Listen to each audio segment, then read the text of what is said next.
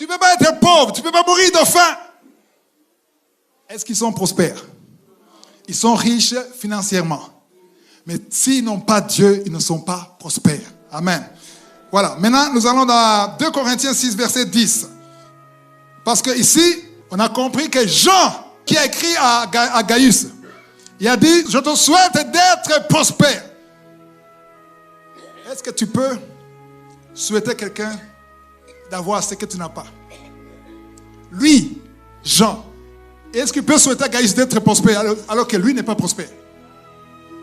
Lui, il sait qu'il est prospère. Et je te souhaite d'être prospère à tous égards. C'est ça qu'il faut. C'est un ancien de l'église et Jean était en train de l'exhorter et de l'encourager. Si tu vois dans la parole de Dieu, tu observes la vie des apôtres, la vie de Paul, la vie de Jean, la vie de Pierre, la vie de Matthieu, tous ceux qui sont dans la Bible, le Nouveau Testament, on va voir qu'ils n'étaient pas riches financièrement. Mais ils étaient prospères. On va voir dans 2 Corinthiens 6, verset 10. Comme attristés, et nous sommes toujours joyeux, comme pauvres. Et nous sommes comme attristés. C'est pour ça qu'il y a des païens qui ont pitié des chrétiens, les pauvres chrétiens, qui marchent à pied. Donc ils paraissent attristés. Mais nous sommes toujours. C'est ça que ça fait mal quand tu vois un chrétien qui est toujours malheureux. Tu pleures toujours alors que tu as le Saint-Esprit en toi. C'est lui qui écrit ça. Il était souvent en prison, souvent fouetté. Et même à partir de la prison, il écrit, réjouissez-vous dans le Seigneur. Pourquoi il écrivait ça? Parce qu'il était prospère. Tu ne peux pas demander à quelqu'un d'être prospère si tu es malheureux. Lui, il était riche avec Jésus. Il disait que Jésus croisse en vous. Que la grâce croisse, augmente en vous. L'homme le plus prospère, c'est celui qui a une grande grâce en lui. Qui a la confiance en lui. Qui marche selon le Saint-Esprit. Qui n'a pas peur du diable. Qui n'a pas peur des démons. Qui n'a pas peur des sorciers. Qui a la confiance. Qui s'appuie sur l'Éternel. Lui, il est prospère. Donc il dit, nous sommes comme attristés, mais nous sommes toujours, nous les apôtres, nous sommes comme pauvres, parce qu'on n'a pas l'or et l'argent. Mais nous enrichissons plusieurs. Il y a plusieurs qui sont enrichis grâce aux saints, aux prières des saints. Il y a des membres de ta famille qui sont bénis parce que tu es dans cette famille. Même si tu ne te donnes pas l'argent, mais tu es dans la famille. Nous enrichissons plusieurs. Qui est prospère alors? Ils sont prospères, oui ou non? Amen. Apparemment, ils sont pauvres, mais ils ne sont pas pauvres. Alléluia. Parce que quelqu'un peut être guéri sans aller à l'hôpital. L'hôpital n'a pas pu guérir la maladie, le cancer, mais lui, il prie. Alléluia. C'est ça la prospérité. La prospérité dépasse l'entendement, dépasse l'intelligence. Et comme n'ayant rien, comme on n'a rien, les poches sont quoi? Comme ça, vide. Piaka. Les Quinois disent piaka. Alléluia. Comme n'ayant rien, et nous possédons toutes choses. Pourquoi est-ce que nous possédons toutes choses? Parce que nous sommes enfants du possesseur. Alléluia. Nous sommes enfants du Père. Parce que Psaume 24, verset 1 dit que la terre et tout ce qu'elle renferme et tout ce qui s'y trouve appartiennent à mon Père. Alléluia. Nous sommes héritiers avec Christ. C'est ça la prospérité. Alléluia. Waouh. On va changer de voir les choses. Quand on dit, c'est l'homme le plus riche, ça c'est selon le monde. Mais ce n'est pas selon Dieu. Parce que Dieu voit les choses différemment. Amen. Maintenant, on va voir des choses un peu plus profondes. On va voir comment est-ce que Dieu voit la prospérité. Parce que la prospérité, ce n'est pas confesser, saisir, confesser. C'est pas ça. La prospérité, c'est une vie. Alléluia. Alléluia. Ce que Dieu cherche, ce n'est pas le compte que tu as, c'est ce que tu donnes. La richesse de quelqu'un, ce n'est pas ce qu'il possède, c'est ce qu'il donne. Celui qui donne le plus est le plus riche. Oh non. Que Dieu nous aide à comprendre ça. Alléluia. Wow. On va lire dans Acte 4, verset 31 à 37. Quand ils eurent prié, Ça, ce sont les apôtres. Quand ils eurent prié, le lieu où ils étaient assemblés trembla. uh-huh, Ils furent tous remplis du Saint-Esprit et ils annonçaient la parole de Dieu avec assurance. La multitude de ceux qui avaient cru n'était qu'un cœur et qu'une âme. uh-huh, Nul ne disait que ses biens lui appartinssent en propre, mais tout était commun entre eux. Tout était commun entre eux. Les Américains aiment dire, notre Dieu n'est pas socialiste. Et ils ont peur de prononcer qu'il est capitaliste selon eux. Mais ce n'est pas vrai. Il n'y a pas un capitaliste qui peut dire tout était commun entre eux. Ce n'est pas capitaliste, c'est ça. Parce que c'est pas ça. C'est vrai ou pas? C'est vrai ou faux? Un capitaliste ne peut pas te dire tout était commun entre eux. Non. Un capitaliste te dit tu dois travailler. Celui qui travaille plus gagne plus. Celui qui est le plus intelligent est le plus riche. Amen. Celui qui a la force, le pauvre, c'est son affaire. Mais c'est pas ça. C'est pas comme ça que Dieu voit les choses. Parce qu'on dit tout était commun entre eux. Comment? Verset 33. Les apôtres rendaient avec beaucoup de force ce témoignage de la résurrection du Seigneur Jésus. Et une grande grâce reposait sur eux tous. Ok.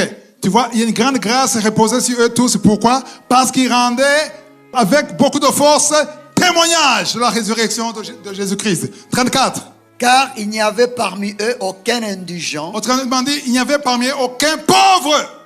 Est-ce que c'est possible qu'il n'y ait pas de pauvres dans l'église? Si je m'adresse aux églises sur YouTube, amen. Est-ce que c'est possible que dans une église, il n'y ait pas de pauvres? Il y a oui et non.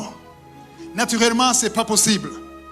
Mais selon la volonté de Dieu, il ne devrait y avoir aucun pauvre. Le pauvre, c'est quoi? Il devrait y avoir quelqu'un qui meurt de faim. Il ne devrait pas y avoir quelqu'un qui n'a pas où dormir dans l'église. Comment est-ce que tu peux manquer à manger dans l'église? Pourquoi? Parce que Dieu voit l'église. Et il sait ce qu'il a mis dans l'église. Quand je parle de l'église, je ne parle pas de la religion. Je ne parle pas de la structure de l'église. Je parle du corps de Christ. Maintenant, dans l'église, Dieu met des gens qui peuvent aider les pauvres. Ceux qui n'ont pas, il y a ceux qui ont plus que les autres. Et Dieu veut que ceux qui ont plus que les autres aident les faibles. Quand ceux qui sont forts financièrement aident les faibles, c'est ça la volonté de Dieu. Et là, il n'y aura pas de pauvres dans l'église. Mais ce qui se passe aujourd'hui dans les églises, on ne connaît même pas ceux qui sont pauvres. On ne les connaît pas. Parce que ceux qui sont pauvres, ils ont honte de dire qu'ils sont pauvres. Et on ne veut même pas les connaître dans beaucoup d'églises. On ne veut pas les connaître, chacun pour soi. C'est pour cela que l'église, aujourd'hui, il y a ceux qui ont abandonné l'église. Après Covid, il y a beaucoup qui abandonnent l'église. Ils disent, ça suffit, je reste sur YouTube en direct, je vois tout. Mais ça ne suffit pas. Parce qu'il y a un commandement que Jésus a donné. Jean 13, 34, 35. Il a dit, je vous donne un nouveau, que vous ne connaissez pas, un nouveau commandement. Aimez-vous les uns. Par là, on connaîtra que vous êtes mes disciples. Alors, si tu regardes tous les cultes sur YouTube, comment tu vas aimer sur YouTube? Parce que l'aimer, c'est pas dire, je t'aime mon frère, c'est pas ça.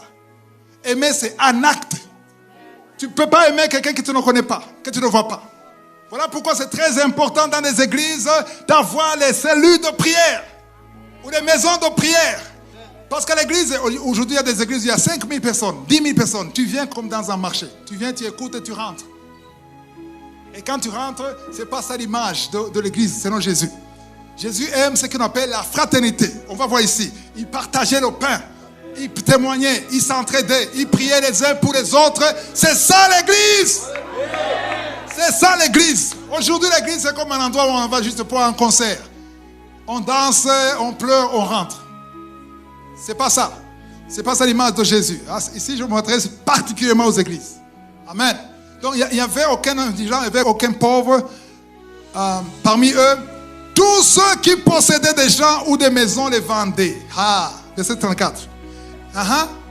Apportaient les prix de ce qu'ils avaient vendu. Ok. Ils apportaient quel pourcentage? 10%. Ce qu'ils vendaient. 35. Et 100%. Ok. Et Ouais, ce qu'ils vendaient, c'est 100%. 35. et les déposait aux pieds des apôtres. Uh-huh. Et l'on faisait des distributions à chacun selon qu'il en avait besoin. Selon qu'il en avait besoin. C'est-à-dire qu'ils achetaient et l'argent qu'ils avaient en vendant les champs, ils amenaient 100%. Amen.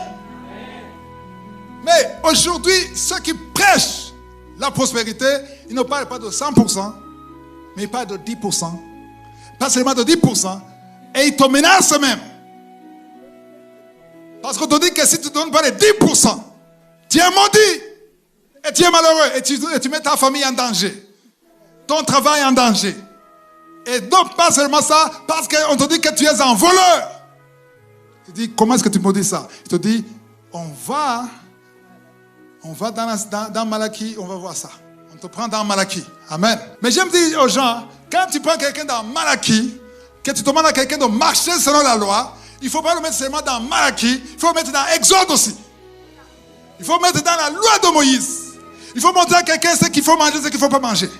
Il faut montrer les viandes qu'il faut manger. Il faut dire attention les jambons saucisses, attention le porc. Il ne faut jamais manger de porc. Jamais. Samedi, il ne faut pas quitter la maison, il faut rester à la maison. Est-ce que tu es circoncis ou pas? Je vais voir ça. Sinon, tu n'iras pas au ciel. Pourquoi est-ce qu'on ne se concentre pas sur une seule loi, sur 613? Pourquoi? Parce que c'est bénéfique à qui? À eux, voilà. C'est bénéfique à eux. Parce qu'on prêche ça pendant 5 ans, pendant 10 ans, qui va s'enrichir? Le seul qui prêche, on dit, ceux qui donnent $1000 ici. Tu n'as pas vu ça? Ceux qui donnent $500 ici. Ceux qui donnent 100, 200, jusqu'à 50. Jamais moins de 50. J'ai jamais vu moins de 50. Et si tu as donné ça, on va d'abord prier pour les VVIP de $1000. Celui qui est chômeur, qui n'a rien donné, il va rentrer sans la prière. C'est ça le message de la prospérité aujourd'hui. Les VVIP, moi j'ai dit aux gens, dans 10 ans il y aura VVVIP. Parce qu'il y a VIP. Vous ne connaissez pas ici. Dans les pays francophones, vous ne savez pas ça. Moi, j'ai été au Kenya. On t'invite dans une conférence. Sur la carte, on dit que tu es soit VIP, soit VVIP. Et puis, j'étais invité. Et puis, on m'a dit, le sécuritaire m'a dit, tu es quoi? Tu es passé ici? Oui. Gate 6? Oui. Est-ce que tu es VIP ou VVIP? J'ai dit, je ne sais pas, je suis invité. Il m'a dit, donne ta base, je vais regarder. Ah, toi tu es VIP, il y a des VIP, toi tu n'entres pas par là, tu entres par là. Oh, c'est ça la réalité. Et quand tu entres, les VIP, là où ils sont, il y a le tapis rouge. Moi j'étais juste derrière le tapis rouge. C'est l'autre rang. C'est VIP, il y a le fauteuil, pas des choses comme ça, les fauteuils. Et les autres là, deuxième catégorie, troisième catégorie, ça va encore. Mais quatrième catégorie, c'est le pourtour. Vous avez le stade, il y a le pourtour. Et Jacques dit, devant Dieu, il n'y a pas acception de personne. C'est ça que la parole de Dieu dit. Jacques dit, comment est-ce que tu vois quelqu'un qui est riche, tu lui donnes la place de devant? C'est contre la parole de Dieu, c'est contre la volonté de Dieu. Parce que Jésus, qui était le super VIP, il a lavé les pieds des apôtres. C'est l'exemple que nous devons suivre. Amen. Alors ici, c'est intéressant qu'ils aient déposé tout. Ils donnaient 100%. Et je dois être clair. Je n'ai pas dit qu'il faut donner 100%. Sur les réseaux sociaux, tu vas dire, Christ a dit qu'il faut donner 100%. Je n'ai jamais dit ça. Ils ont donné 100%. Pourquoi ils ont donné 100%? On va voir ça. Ok, on va continuer. Verset 36 à 37. Joseph, surnommé par les apôtres Barnabas, ce qui signifie fils d'exhortation, lévite, originaire de Chypre, continue. vendit un champ qu'il possédait, apporta l'argent et le déposa aux pieds des apôtres. Il a donné combien de pourcents? Là, il y avait un réveil spirituel. Alléluia. Il y avait un réveil spirituel et tu donnes, ce qu'on va voir tout de suite. Tu donnes normalement selon la vision que tu as de Dieu. C'est dans le Nouveau Testament. Alléluia. Amen, amen. Parce que quand celui qui te parle de Malachie, il te ramène dans la loi. Dans Galates 3, il dit celui qui se lie à la loi sera condamné par la loi. Alléluia. Jésus n'est pas venu abolir la loi, mais il est venu accomplir la loi. On lui a dit, comment est-ce que tu peux faire un travail de guérir quelqu'un, de sauver quelque chose le jour du sabbat? Il a dit, je suis le maître du sabbat. Le sabbat parlait de moi, je suis arrivé, je suis là, réel. Quand ma femme était au Canada, on était fiancés, sa photo est dans le téléphone. J'avais des photos, il n'y avait pas de WhatsApp. Vous êtes gâtés, vous qui avez WhatsApp. Elle envoyait des photos sur Yahoo Messenger ou Yahoo.com. Et parfois, je regardais tout le temps la photo. Il y avait la photo. Je regardais la photo. Chaque jour, je regardais sa photo. Mais depuis qu'elle est arrivée, je ne regarde plus la photo. Je regarde l'original. Jésus a dit, je suis le maître du sabbat. Comment est-ce que tu me parles du sabbat alors que c'est moi? Ça parlait de moi. Je vous ai donné, Hébreux 4, je vous ai donné le repos de Dieu. À moi, je suis venu aider ceux qui sont fatigués. Je vous donne du repos. Le sabbat, le sabbat. Mais je n'allume pas le feu. Pourquoi est-ce qu'on n'allume pas le feu? Parce que c'est le sabbat. Moi, je ne suis pas contre ceux qui veulent suivre la loi. Si tu suis la loi, suis toute la loi. Parce qu'une seule loi va te condamner. Suis toute la loi. Alléluia. Et quand je dis ça, il y a des gens qui... J'ai eu des problèmes. Et je sais que j'aurai des problèmes avec ça. Je le sais. Mais Saint-Esprit m'a dit, que tu aies des problèmes avec les gens, ce n'est pas grave. Je serai là avec toi. Amen. J'ai fait des enseignements sur Kangoka. Je parlais sur la loi.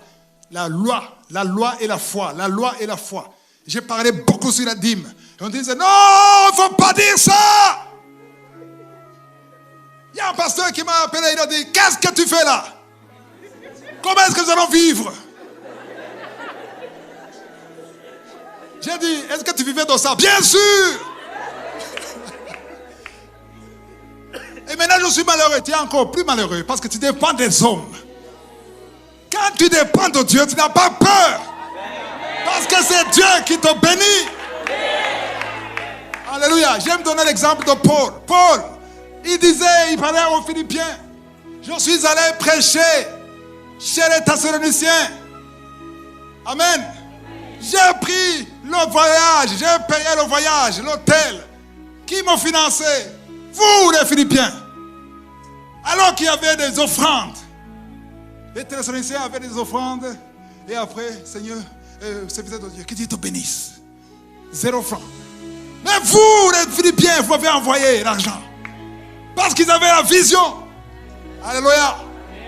Mais Paul n'a jamais dit aux Thessaloniciens, vous êtes maudits. Vous Thessaloniciens, vous êtes maudits. Dieu vous frappera. Parce que vous ne respectez pas la loi. Paul a dit que Dieu vous bénisse. Il est parti. Parce qu'il sait qu'il ne dépend pas des Thessaloniciens. Il ne dépend pas des Philippiens. Il dépend de celui qui l'a appelé. Aïe, aïe, aïe. Si tu sers Dieu, si tu es pasteur, tu es évangéliste et les gens ne te bénissent pas, ce n'est pas grave. Celui que tu sers, il va te bénir. Amen. Il y a plusieurs voies. Alléluia. Paul, il a dit ça pourquoi? Il était censé être béni par les Thessaloniciens, mais il ne le faisait pas. Mais comme il était intègre devant Dieu, Dieu touchait les autres. Puis notre ville, qui le soutenait. Alléluia. Mais dans le Nouveau Testament, j'aime dire aux gens, ok, lisons d'abord 2 Corinthiens 9, verset 7. C'est le verset du Nouveau Testament. 2 Corinthiens 9, verset 7. Que chacun donne comme il a résolu en son cœur, sans tristesse ni contrainte, car Dieu aime celui qui donne avec joie. Ok. Paul a écrit peut-être les 3/4 des livres du Nouveau Testament. Il a parlé sur tous les points. Il a parlé de tout. Et il parlait de ce qui s'est passé. Il a parlé aussi de donner plusieurs fois chez les Philippiens, chez les Thessaloniciens, chez les Galates. Les Corinthiens n'en parlons même pas. Les Corinthiens ont même dit, c'est mon droit d'avoir votre argent, mais je n'en veux pas.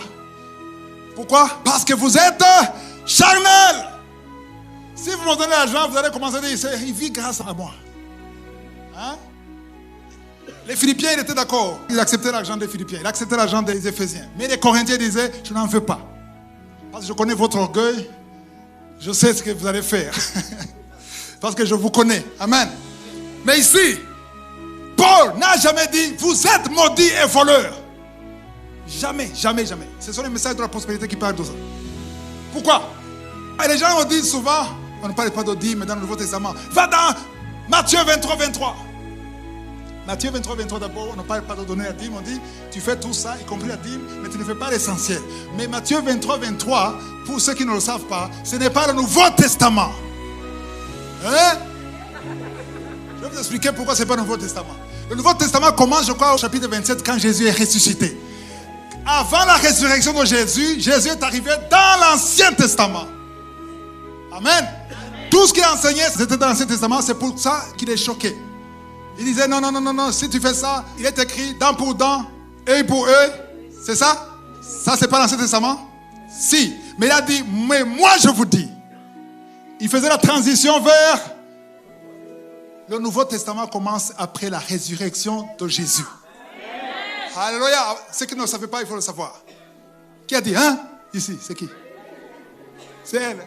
C'est toi qui as dit, hein? Tu étais étonné? Ok. Le Nouveau Testament commence après la résurrection.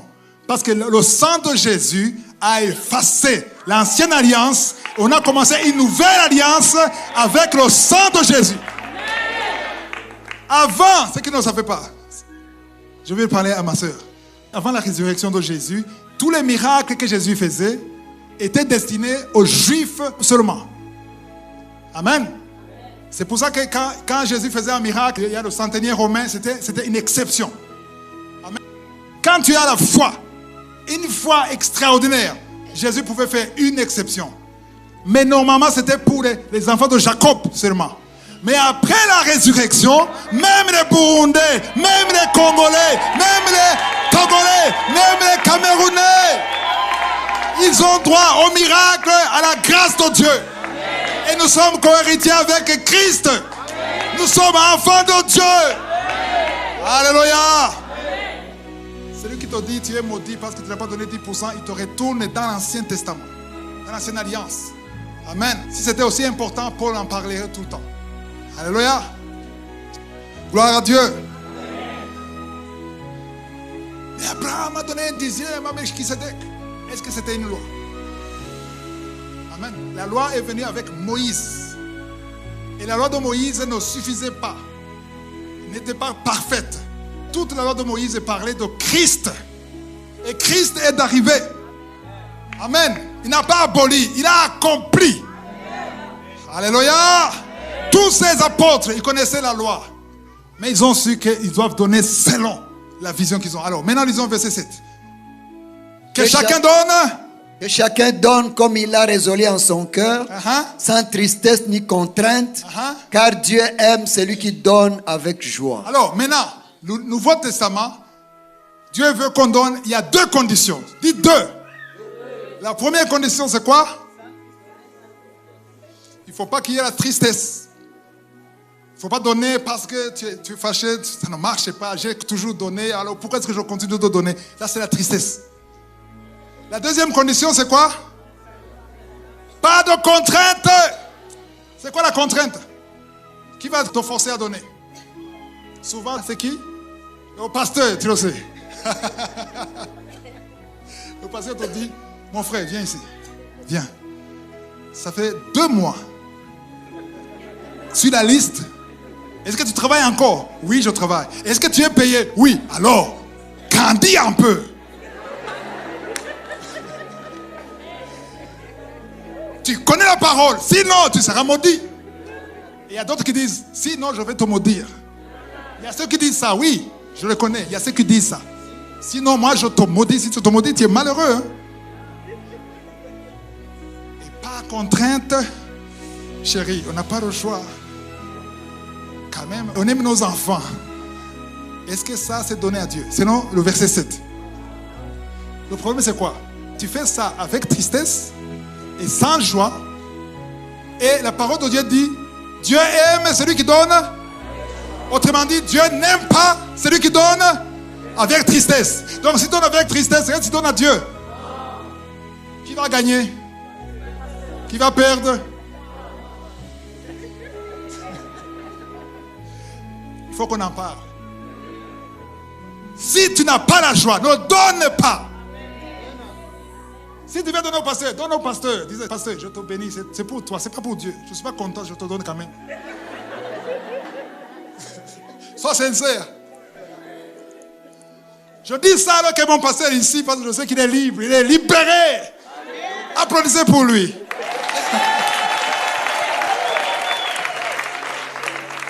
Si c'était un autre pasteur, il y aurait des gardes qui m'attendent là-bas. Avant de sortir, il faut que j'aie mes gardes de corps qui me protègent. Alléluia. Quand tu as compris ça, c'est le moment que tu seras béni. Alléluia. Les carreaux que vous voyez ici, on les a eu quand on a eu la révélation. C'est là où cette église a été bénie. Parce que tu te dis, attention, si tu dis ça, ils ne vont plus donner, nous serons malheureux. Non, vous êtes déjà malheureux. Parce que vous êtes sous la loi. Soyez libres. Vous connaîtrez la vérité et la vérité vous affranchira. Et vous serez libres. Les insultes, ceux qui vont m'insulter, je ne vais pas lire ça, je ne vais même pas voir ça. Vous insultez au vent. Parce que le Saint-Esprit m'a révélé qu'il ne faut pas aller voir les Tobija et Sanballat. Les Tobija et Sanballat, je suis délivré. Insultez si vous voulez, parce que je ne vis plus. Ce n'est plus moi qui vis, c'est Christ qui vit en moi. Nous devons prêcher la vérité. Amen. Donc, avant de donner, prie. Et aie la joie de donner. Et que personne ne te force. C'est pour ça que c'est bien de donner discrètement. Même si en Amérique, au Canada, il faut donner. Alléluia. On donne. Et à la fin de l'année, le gouvernement te rembourse. Est-ce que tu as donné? J'ai un ami américain. Mon père spirituel. Lui dit, je ne déclare jamais ce que je donne. Parce que si je déclare, le gouvernement va me donner ça. Oh, j'ai donné à Dieu, je ne veux pas qu'on me donne encore. Mais ça, c'est lui. Ça, c'est personnel. Alléluia. Amen. Donc, il y a deux choses. Il faut prier pour avoir la joie. Et que personne ne te force. Parce que Matthieu 6, verset 3 dit, quand tu donnes la main droite, la main gauche ne doit pas voir ce que la main droite donne. Parce que si tu donnes avec $1000 ici, $500 ici, toute l'assemblée sait ce qui a donné 50, 1000, 200. Et lui, celui qui a donné 1000, il sera le plus respecté par le pasteur. Amen. Il y a une église, quelqu'un qui a donné $1000, le dimanche qui a suivi, on l'a mis devant. Pourquoi? Parce qu'il a donné $1000. Est-ce qu'il travaille où? Aux Nations Unies? Attention, aux Nations Unies, on paye 5 000, 10 000 $. Alors la dîme, c'est $1000. Il faut le mettre devant. Ancien de l'église. C'est ce qui se passe. C'est la vérité qui se passe aujourd'hui. Quand les gens font ça, ils sont manipulés, Dieu fait ça. Je ne fais pas sentir ça. Moi, je veux la joie. Amen. Et la liberté de donner. Ok. Verset 5, on monte un peu. 2 Corinthiens 9, verset 5. J'ai donc jugé nécessaire d'inviter les frères à se rendre auparavant chez vous et à s'occuper de votre libéralité déjà promise, afin qu'elle soit prête, de manière à être une libéralité et non un acte d'avarice. J'aime beaucoup ce verset, très profond. Alléluia. J'ai jugé nécessaire d'inviter les frères à se rendre auparavant chez vous. C'est-à-dire, j'envoie une délégation avant que j'arrive. Parce qu'il y avait des gens qui avaient promis de donner. Amen. S'occuper de votre libéralité déjà promise. Ils ont déjà promis afin qu'elle soit prête de manière à être une libéralité et non un acte d'avarice. Ici, je vais expliquer un peu. Il y a